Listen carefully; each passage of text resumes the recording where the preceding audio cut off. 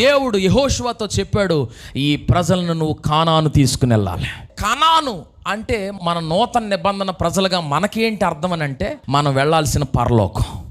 కానీ ఈ మధ్యలో చాలా ఆటంకాలు వస్తాయి. యెహోషువ పాలనలోకి రాగానే మొదటగా వచ్చిన వ్యతిరేకత యోర్దాన్, తర్వాత వచ్చిన అడ్డు ఎరికో, తర్వాత వచ్చిన అడ్డు హాయ్, ఆ తర్వాత ఇంకొకటి, ఆ తర్వాత ఇంకొకటి, ఆ తర్వాత ఇంకొకటి.